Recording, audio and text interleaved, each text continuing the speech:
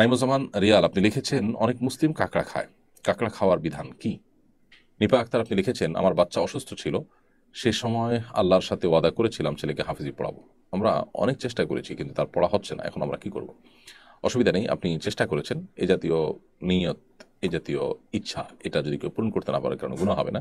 আপনি চেষ্টা করেছেন কিন্তু সন্তান যদি সেটা না করতে পারে, অনেকের মেমোরাইজ করার ক্ষমতা কম থাকে, তো এখন আপনি বাচ্চাকে জোরপূর্বক হাফিজ বানানোর চেষ্টা করা কিংবা তার উপরে টর্চার করা এর কোনো যৌক্তিকতা নেই, এবং এর কারণে আপনার কোনো গুনাহ হবে না যে আপনি আপনার প্রতিশ্রুতি রক্ষা করতে পারেননি বা আপনার নিয়তকে পূরণ করতে পারেননি। কারণ মানুষ কোনো ভালো কাজ করার নিয়ত করলে সেটা পূরণ করতে না পারলে তার কোনো গুনাহ হয় না, বরং আপনি নিয়ত করেছেন, কোনো কারণে পূরণ করতে পারেন নাই, আপনি ওই কাজটি করলে যে সওয়াব পেতেন এখন সেই সওয়াব পেয়ে যাবেন।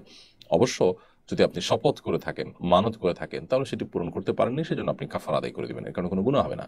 শপথ আদায় করেছেন, এটা রক্ষা করতে পারেন না, তাহলে 3টি রোজা আপনি রাখবেন অথবা 10 জন মিসকিনকে আপনি খাদ্য দান করবেন, যেটা আপনার জন্য যথেষ্ট হয়ে যাবে ইনশাআল্লাহ তাআলা, যদি আপনি শপথ করেন। আর যদি এমনি নিয়ত করেছেন, আল্লাহর কসম করে বলেননি বা আমার এটা হলে এটা করবে এরকম মানতও করেননি, তাহলে সেক্ষেত্রে এখানে আপনার কিছুই করতে হবে না এবং কোনো গুনাহ হবে না।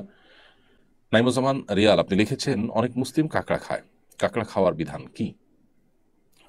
দেখুন, হানাফি মাযহাব অনুযায়ী কাঁকড়া খাওয়া মাকরুহ, যদিও ইমাম শাফিঈ রাহমাতুল্লাহ মাযহাব এবং অন্যান্য মাযহাবে সেটি হালাল এবং জায়েজ।